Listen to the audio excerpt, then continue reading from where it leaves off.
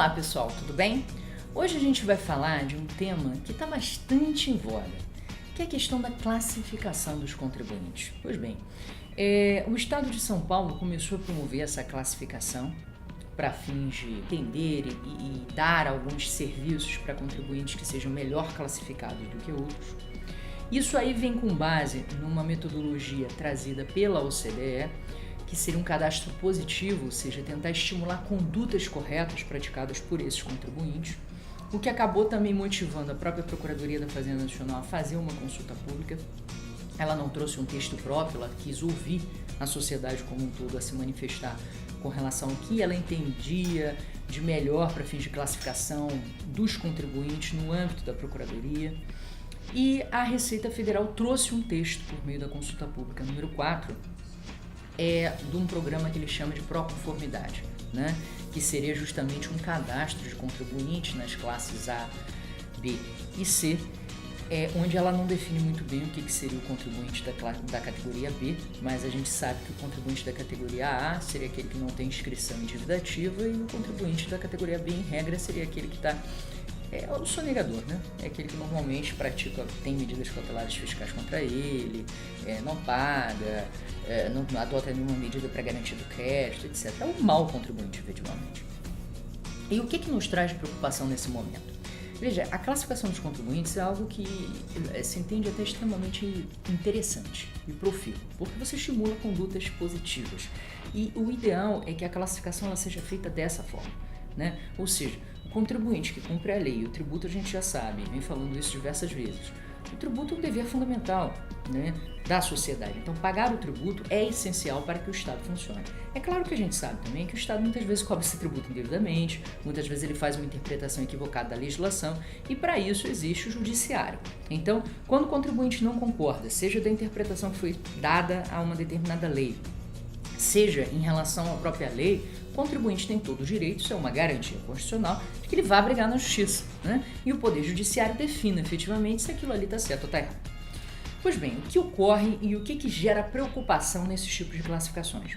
Quando elas são utilizadas não apenas para estimular condutas corretas, como é esse caso, né, que a gente está pontuando, ou seja, um contribuinte correto que paga suas contas, que presta suas obrigações, que presta suas obrigações acessórias sempre a tempo, que faz as suas declarações corretas, que quando não concorda com determinada interpretação, judicializa, consegue sua liminar ou então garante o seu débito, ou está numa execução fiscal, mas garantiu o seu débito, está se defendendo de embargos à execução, que esse contribuinte seja tratado de uma forma diferente daquele contribuinte que não faz nada, né? Que está na execução fiscal e não garante, que está devendo, que entrega atrasado, que não entrega, que é um sonegador. Isso é claro, né? Não dá para a gente tratar da mesma forma.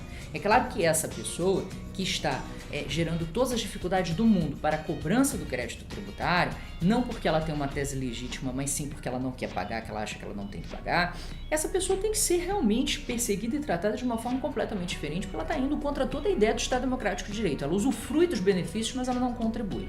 Então, essa pessoa, de fato, é um sonegador, tem que responder por crime, tem que ser penalizado, não deve ter benefício fiscal. Então, existem coisas que vão ser, condutas que podem ser direcionadas a esse contribuinte, que não podem ser aplicadas a contribuintes que estão agindo de forma escorrida. Brigar na justiça não é agir contra a lei, é diferente, né? Até porque é um direito constitucional. E o que causou preocupação com relação a essa classificação especificamente da Receita? Justamente o item dívida ativa ser um critério classificador. O que é dívida ativa, gente? Vamos lembrar. Quando a gente termina um processo administrativo, né? Isso quando existem exceções que não tem um processo, que você autolance, aí o débito já entra em dívida ativa.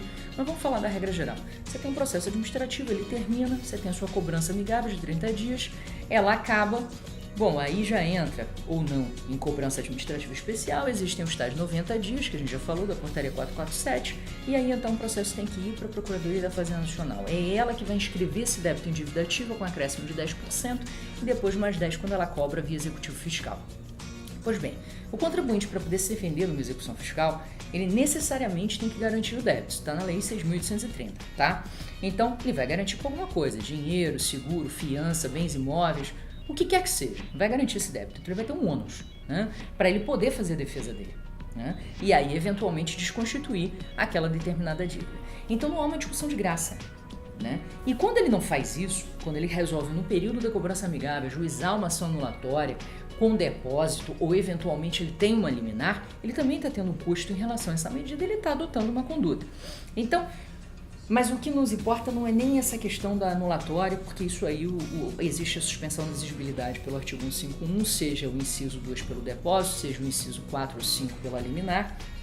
O que nos foca agora é exatamente quando o contribuinte não tem essa conduta proativa e ele aguarda a execução fiscal, ou então ele até tem uma conduta, vamos dizer assim, proativa, porque ele entra com uma antiga cautelar antecipatória dos efeitos da penhora. Hoje o pessoal está utilizando tutela de evidência ou tutela antecipatória para esse fim, para garantir antecipadamente o juízo da execução fiscal, e ainda assim está vinculado à execução, ou seja, vai ter uma inscrição individuativa, vai ter uma execução e você vai se defender em barra.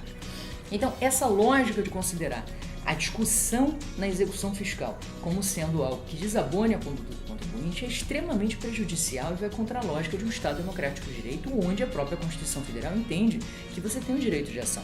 E o Estado nem sempre cobra corretamente. A maior prova são essas grandes ações tributárias, onde o Estado, inclusive, vem perdendo, nos casos, o ICMS na base de cálculo PIS/COFINS, milhares, bilhões de reais, graças à interpretação do Supremo Tribunal Federal, que acatou a tese do contribuinte. Ou seja, nem sempre a Fazenda está correta, também nem sempre ela está errada, né? Agora, a questão é, não se pode, por haver uma dúvida legítima respaldada em uma interpretação que é dada a uma determinada norma ou conduta, ou o que quer que seja, se punir o contribuinte.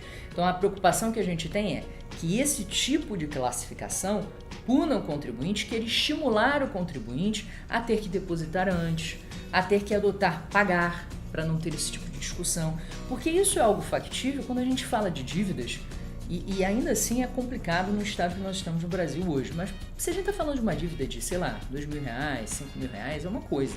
Outra coisa é nós começarmos a falar de dívidas de 100 milhões, 200 milhões, 1 bilhão, né? O contribuinte não vai depositar esse valor, né? Por mais que seja uma empresa gigantesca e solvente. Por quê? Porque você tirar do seu caixa 1 bilhão para poder depositar em juízo, é 1 bilhão a menos que você vai ter para investir, né? É 1 bilhão a menos que você vai ter para poder praticar as suas atividades. Então, é importante que a gente pense o seguinte: atividades que são respaldadas por lei, quando o contribuinte age em consonância com o que o aparato legal te dá, inclusive tem uma lei, né, como eu falei, 6.830, que respalda justamente essa atuação em execução fiscal, um direito do contribuinte, o acesso ao Poder Judiciário é uma garantia fundamental de aplicação imediata de acordo com o artigo 5º da Constituição Federal. Você fazer isso é algo extremamente contrário a toda a concepção de Estado democrático. Então eu quero que vocês fiquem atentos a isso. Por quê? Porque essa portaria acabou a consulta pública, já foram feitos os comentários e, a priori, ela pode vir a ser editada e começar a valer a partir de 1º de janeiro do ano que vem, classificando os contribuintes e, obviamente, trazendo algumas consequências em razão disso, perda de benefícios fiscais, um atendimento mais moroso, né? E não ter o certificado de conformidade, que é algo que pode também pesar em relação às empresas. Então acompanhe essa questão, que ela vai ser bastante interessante, deve trazer novos desdobramentos aí pra gente. Bem, se gostaram desse vídeo, não deixem de curtir, não deixem de compartilhar, não deixem de se inscrever no nosso canal. Muito obrigado e até a próxima.